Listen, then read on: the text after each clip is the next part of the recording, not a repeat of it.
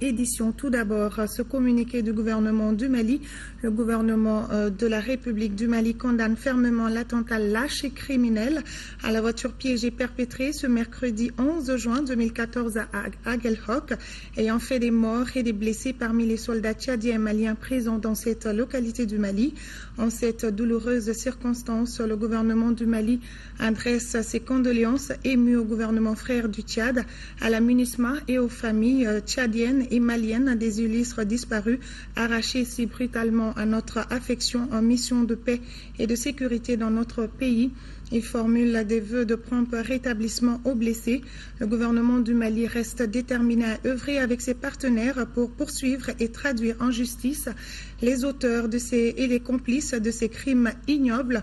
Le gouvernement du Mali renouvelle son engagement avec l'appui de la communauté internationale à poursuivre la lutte contre le terrorisme et le crime organisé. Le Premier ministre et le ministre de l'Intérieur de la Sécurité étaient ce matin à l'Assemblée nationale. C'était pour une séance de questions d'actualité, des questions portées sur l'insécurité et la pénurie de passeports et de cartes d'identité dans notre pays. Écoutons un extrait du Premier ministre. Par rapport à la question des écoutes, je crois que c'est l'honorable député de Bourem qui a posé la question. Aujourd'hui, nous interrogeons sur ce segment important de notre dispositif de renseignement et nous n'avons pas l'assurance absolue que notre système est inviolable et indépendant. C'est une réalité. Nous sommes en train de réfléchir sur comment arriver à faire en sorte que le système de renseignement à ce niveau-là soit totalement inviolable et indépendant pour notre pays. C'est crucial pour la sécurité, c'est crucial pour la défense aussi. Autre élément par rapport aux pièces d'identité, nous sommes en train d'évoluer progressivement en augmentant les dotations budgétaires sur ce segment-là. Et notre objectif, c'est d'arriver assez rapidement à réaliser 1 200 000 cartes d'identité contre 700 000 cette année. Je pense que d'ici 2015-2016, on arrivera à ces résultats et ça résorbera une grande partie des insuffisances en la matière. Vous le savez certainement, le président de la République a achevé sa visite officielle au Qatar. Cette visite qui a fait le point de la coopération entre les deux pays a été aussi une occasion pour parler d'un programme sur la renaissance de Tombouctou. Avant de quitter la capitale qatari, Ibrahim Boubacar Keïta a reçu en audience les initiateurs du programme. Dans la foulée, le ministre de la Culture a eu une séance de travail avec son homologue qatari. Envoyé spécial à Doha, Ibrahim Traoré et Adama Kamara. Après 72 heures d'intenses activités, la voix du Mali aura été portée haut au 11e Forum États-Unis Monde Musulman. L'événement a mobilisé dans la capitale qatari des élites, des hommes d'expérience et de savoir du monde politique, des universitaires et chercheurs, des leaders d'opinion et religieux du monde de la culture et des médias venant des deux espaces civilisationnels. La participation malienne est jugée très productive. Stratégiquement, je pense que le voyage était intéressant et très utile et surtout très productif. Premièrement, je pense que ça a permis de rediscuter avec nos partenaires du Qatar, la relation très stratégique avec le Mali, qui couvre non seulement des aspects politiques mais aussi des aspects de développement économique.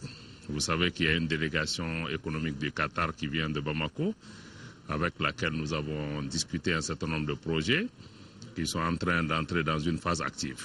Donc je pense que ça, c'était vraiment pour conforter cette dynamique, mais aussi l'entretien qu'il y a eu entre le président de la République et puis l'émir du Qatar a été très utile dans le sens de la consolidation de nos rapports avec le Qatar, qui a encore réaffirmé son engagement auprès du Mali, non seulement pour le développement économique, mais aussi dans le sens de la réconciliation nationale et de la paix au Mali. Le Mali, invité d'honneur de ce forum, verra bientôt la réalisation surtout de projets concrets à Tombouctou en vue de la renaissance de la cité des 333 saints. Les initiateurs de ce programme sont venus expliquer au chef de l'État les résultats de leur travail à l'issue du forum.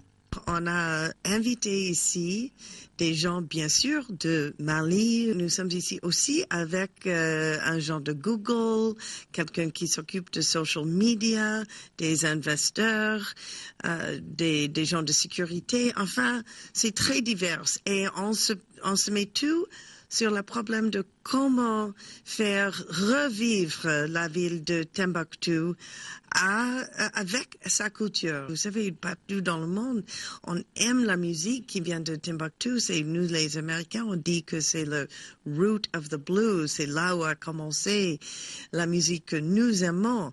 Alors, on a développé un plan qu'on a présenté à votre président de plusieurs étapes pour travailler avec votre gouvernement, surtout le ministère de Culture, avec une relation américain-malien pour développer la musique encore, pour faire revenir le Festival au dessert à Timbuktu et qui reste là, et aussi un plan pour restaurer les manuscrits et les faire exposer dans le monde et éventuellement d'avoir à Timbuktu un centre culturel mais moderne, comme Timbuktu était avant, avec aussi la culture et aussi la science et technologie ensemble.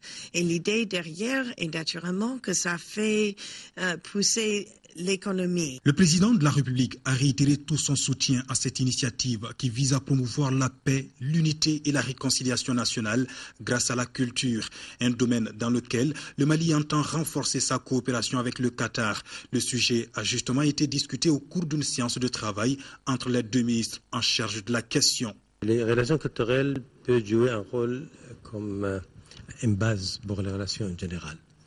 Et Mali, un pays ami, et nous voulons aussi discuter comment on peut améliorer les relations entre les pays dans le domaine culturel. Et on a discuté certains aspects de ces relations.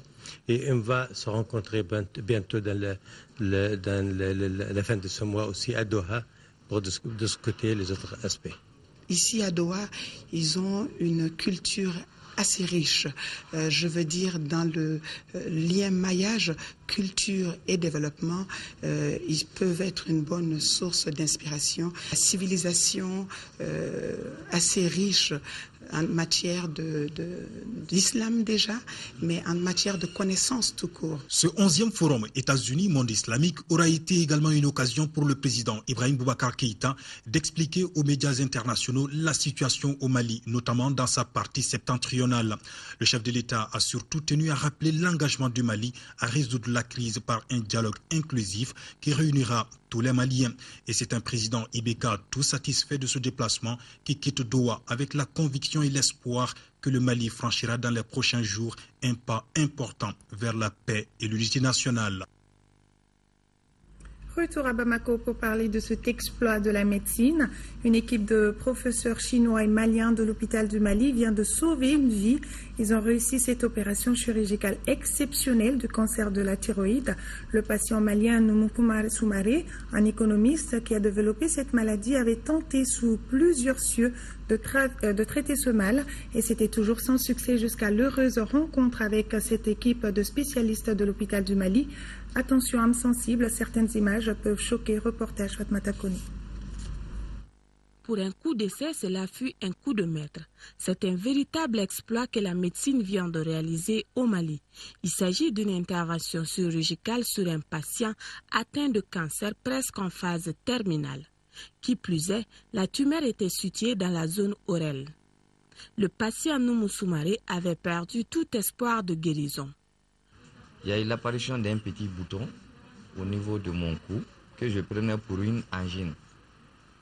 Donc là, je ne me suis pas précipité pour aller voir les médecins d'abord. J'ai essayé de me traiter moi-même. Quand j'ai vu que le bouton grossissait au fur et à mesure, on m'a envoyé à l'odontostomatologie. C'est comme ça que j'ai été orienté à l'hôpital Gabriel Touré par le docteur Diakité de l'INPS pour voir monsieur le docteur Kanté, qui m'a fait une première biopsie. C'est à partir de la 4e biopsie qu'il s'est révélé que la tumeur n'est pas cancéreuse, mais il s'agit d'une tumeur parodienne. Il fallait m'envoyer quelque part et on avait opté pour la Tunisie. Et là, c'est là que se sont intervenus un neveu et un cousin qui ont pu contacter le professeur Bio. Aujourd'hui, que je peux même appelé mon sauveur. Quand je venais le voir, franchement, je n'avais plus d'espoir. Cette intervention particulièrement délicate a été conduite par l'équipe médicale chinoise de l'hôpital du Mali, assistée de médecins maliens. On pense que l'intervention peut lui soulager.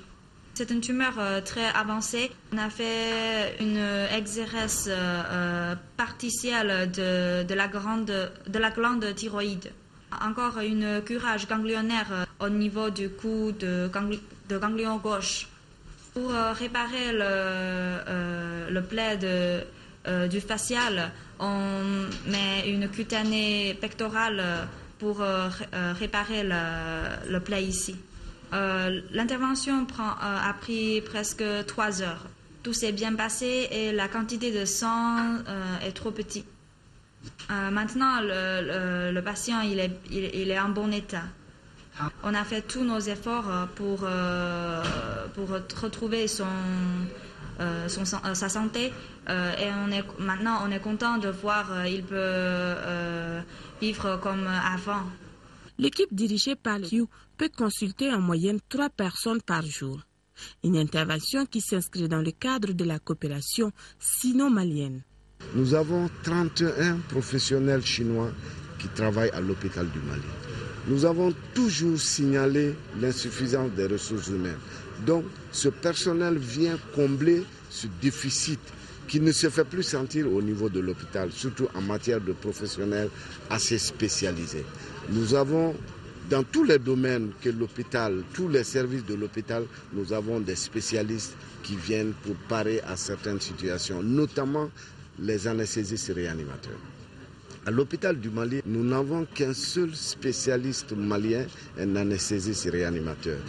Ceux qui sont là, c'est quand même des professionnels qui sont même cités en exemple même en République populaire de Chine. Par exemple, le chef de la mission médicale chinoise, c'est le directeur adjoint de l'hôpital des tumeurs de la province de Zhejiang. Et depuis qu'il est là, il fait des choses extraordinaires avec les Maliens. Il fait vraiment des miracles. Cet économiste de son état réapprend à vivre normalement. Je vis une renaissance. Il y a 2 semaines, si on m'avait dit que je pouvais me tenir comme ça aujourd'hui, j'allais vous dire non. Mais aujourd'hui, me voilà. Tout ce que j'attends, c'est de me lever, de recommencer les activités. Et au bout du compte, notre grand malade, Noumou Soumaré, ressuscite. L'actualité nationale, c'est aussi ce geste de soutien à la Fondation Santé et Environnement et ses partenaires ont remis des kits scolaires à 70 établissements scolaires de la commune 2 du district de Bamako. Et c'était dans le cadre de la quinzaine de l'environnement célébrée du 5 au 15 juin 2014. Le coût total de ce don est de 60 millions de francs CFA. Le point avec Inaba. Ces dons composés de cahiers contenant des messages destinés à la protection de l'environnement, des boîtes à images, des affiches de campagne, des kits d'analyse d'eau viennent renforcer la capacité des élèves de 70 établissements scolaires de la commune 2 du district de Bamako. Cette campagne signée lancée à l'occasion de la quinzaine de l'environnement vise à faire changer le comportement des populations pour la protection de l'environnement. Nous pouvons constater qu'il ne s'agit pas seulement d'informer ou de faire des activités à grande diffusion. Il faut aller directement vers la source. Et dans ce contexte, nous avons embrassé un domaine qui est la communication environnementale et l'éducation environnementale. Parce que tout commence au niveau de l'enfant. C'est pourquoi il a été initié avec la quinzaine de l'environnement une campagne de communication signée, axée sur 7 modules dont la distribution des kits scolaires. Nous sommes conscients des problèmes d'éducation qui sont des préoccupations de tous les temps. Le directeur du Cap de l'Hippodrome a remercié au nom des bénéficiaires. Il a rassuré que bon usage sera fait de ces kits. Je tiens à dire que les kits scolaires dont nous disposons actuellement seront utilisés à bon escient. Un enfant sensibilisé aux problèmes d'assainissement, un enseignant virtuel pour sa famille et pour la société. Donc je pense que la communication va passer, les enfants vont sensibiliser les familles et l'assainissement ne sera pas un vain mot au Mali. La Fondation Santé Environnement est une ONG qui a pour but de promouvoir un meilleur état de santé, un développement durable et une meilleure protection de l'environnement. Écho de nos régions, 4e région et plus précisément à Ségou, la Commission nationale de lutte contre la prolifération des armes légères et de petit calibre a procédé à la remise en place de son point focal. La cérémonie a été suivie d'une remise de matériel. Les détails avec Fousseni Diarra. Le Conseil aux affaires administratives et juridiques du gouverneur de la région de Ségou est désormais le point focal de la Commission nationale de lutte contre la prolifération des armes légères et de petit calibre. À la cérémonie de sa mise en place ont pris part les responsables de la structure, les autorités régionales et celles de la société civile. Le point focal national est composé de 15 ministères et de 5 organisations de la société civile. Donc c'est ce que le point focal régional doit aussi s'évertuer à faire ici au niveau de la région afin de lutter contre la prolifération des armes légères. En synergie avec l'ensemble des services impliqués et la société civile. Un autre temps fort de cette cérémonie a été la remise de matériel de fonctionnement composé entre autres d'ordinateurs et de matériel roulant. Le gouverneur de la région de Ségou, tout en saluant cette initiative de la Commission nationale de lutte contre la prolifération des armes légères et de petit calibre, a réitéré son engagement à accompagner le nouveau point focal dans l'accomplissement correct de sa mission. Aujourd'hui, c'est déjà un pas en avant par rapport à la crise en question. Et nous devons même aller plus loin, encore plus loin, pour que la prolifération des armes de façon générale puisse être vraiment maîtrisée. De Ségou, nous partons à Caille pour parler de l'atelier sur la transparence des industries extractives. L'objectif est d'accroître la transparence dans les transactions entre le gouvernement et les compagnies des industries pétrolières, minières et gazières de Caille. Le reportage de Consuto Kanouti.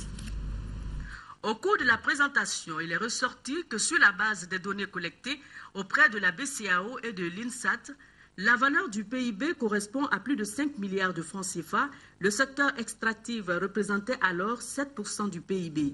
Les recettes fiscales payées en 2011 auprès de l'administration fiscale, à tout impôt confondu, correspondent à un montant de plus de 741 milliards de francs CFA. Quant au total des paiements effectués par les sociétés minières, il s'élève à plus de 194 milliards de francs CFA. De ce fait, la contribution du secteur au titre de l'exercice 2011, 26% des recettes totales fiscales. La valeur des exportations d'or pour l'année 2011 s'élève à plus de 841 milliards de francs CFA et la quantité produite déclarée est d'environ 35 tonnes d'or. Nos attentes à l'issue de cet atelier sont beaucoup plus des attentes conduisant vers l'accès à l'information, que les populations de ce site minier, mais la région de Caille dans sa globalité, sachent ce que ces sociétés payent à l'État et ce que l'État dit avoir reçu de ces sociétés. Parce que vous n'êtes pas sans savoir que s'il n'y a pas l'information, il y a des supputations. Selon le conseiller aux affaires économiques et financières du gouverneur, le manque de transparence entraîne l'instabilité et la violence dans de nombreux pays. Ainsi, deux facteurs clés de solution s'offrent aux pays en développement. Il s'agit de la gouvernance et de la transparence. Des recommandations, entre autres, ont été formulées à l'issue des travaux. Nommer un responsable chargé à l'élaboration des déclarations des paiements et le suivi des travaux de justification et de réconciliation. Promouvoir la préparation d'un dossier ITIE au sein de chaque entité comportant tous les détails des montants déclarés. Hors de chez nous, combattre la violence sexuelle en temps de guerre, à la star Angelina Jolie et le ministre britannique des Affaires étrangères s'y mettent. Il préside donc à Londres cette semaine le premier sommet consacré à ce fléau. La star d'Hollywood, Angelina Jolie, et le ministre britannique des Affaires étrangères, William Hague, ensemble pour combattre les violences sexuelles en temps de guerre. Ils président à Londres cette semaine le premier sommet consacré à ce fléau. Pendant 4 jours, des délégations de 48 pays se réunissent pour définir les moyens de lutter contre ces viols qui, selon Angelina Jolie, n'ont rien d'inévitable. C'est un mythe que le viol est une conséquence inexorable des guerres. Il n'y a rien d'inévitable là-dedans. C'est une arme de guerre dirigée contre des civils qui n'a rien à voir avec le sexe, mais avec le pouvoir. L'Afrique est particulièrement concernée. En RDC, environ 200 000 femmes ont été violées depuis 1998. Au Rwanda, selon les Nations Unies, entre 250 000 et 500 000 viols auraient été commis pendant le génocide. En Sierra Leone, le nombre de femmes violées pendant le conflit dépasserait 60 000. Au cours de ce sommet, des ateliers, des conférences et des expositions sont ouverts au public pour éveiller les consciences, créer un élan qui puisse déboucher sur des actions concrètes. Nous voulons que ce sommet brise la culture d'impunité pour les violences sexuelles et qu'il augmente le soutien aux victimes et qu'il commence à changer la situation sur le terrain dans les pays les plus touchés. La Grande-Bretagne a annoncé une dotation de 7,4 millions d'euros pour aider les victimes de violences sexuelles. Un protocole international pour mieux répertorier et poursuivre les crimes devrait également être étudié. La Coupe du Monde au Brésil 2014 s'ouvre dans quelques heures. Le Ghana, fortement représenté à ce rendez-vous mondial. 500 Ghanéens sont déjà sur place pour supporter les couleurs de leur pays. Ils portent les couleurs du Ghana et s'ils dansent et chantent, c'est surtout pour encourager les Black Stars, leur équipe nationale de football. Ces supporters inconditionnels, ce sont les Die Hard. Dans quelques jours, ils rejoindront les joueurs au Brésil. Le gouvernement ghanéen a en effet confirmé qu'il va sponsoriser le voyage de 500 supporters, voire plus, pour encourager les Black Stars à l'occasion de la Coupe du Monde de football 2014. Les États-Unis, l'équipe du Portugal, l'Allemagne, ils partent avec des milliers de supporters et nous devons être capables d'être face à eux au même niveau avant même que les joueurs, que les Black Stars jouent, affrontent les autres équipes. Nous, les supporters, on doit pouvoir assurer avant que les joueurs ne descendent sur le terrain et jouent. Montant de la facture, 3 millions de dollars. Selon le ministre ghanéen de la Jeunesse et des Sports, l'argent public ne serait pas utilisé. Mais c'est loin d'être convaincant pour les Ghanéens. Dans un contexte de crise économique, certains parlent de gaspillage. La Coupe du Monde, cela apporte de la joie, du bonheur. Malgré tout, le gouvernement devrait réduire le nombre de supporters qu'il parraine, alors que le pays est en crise. Au regard de la situation du pays en ce moment, 500 supporters, ça passe. Mais plus de 500, cela ne va pas aider le pays. Cela ne va pas nous aider, vu la situation économique dans laquelle nous nous trouvons. C'est la 3e Coupe du Monde pour les Black Stars du Ghana. La dernière fois, c'était en 2010, en Afrique du Sud. Ils avaient manqué d'un cheveu les demi-finales, éliminés par l'Uruguay. Alors, pour cette Coupe du Monde, les Ghanéens retiennent leur souffle. C'est le cas de Marie. Après avoir accompagné les Black Stars en Afrique du Sud, la voici sur le départ pour le Brésil. Casquette, t-shirt plié soigneusement, rien n'est laissé au hasard.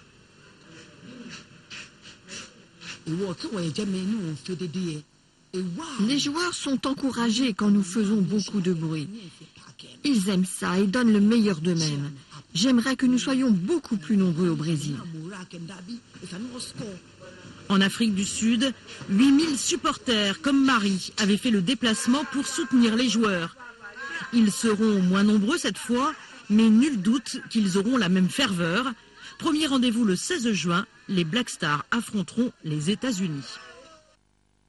Brésil 2014, l'ORTM aussi fortement mobilisé pour la retransmission en direct de tous les matchs. Soyez donc fidèles à votre télévision nationale pour vivre ce rendez-vous mondial du football. C'est tout pour cette édition. Merci à vous de l'avoir suivi. Je passe le relais à Estata Ibrahim Maïga pour l'édition du soir prévue pour 22h30. Bon après-midi à tous et à très vite sur l'ORTM.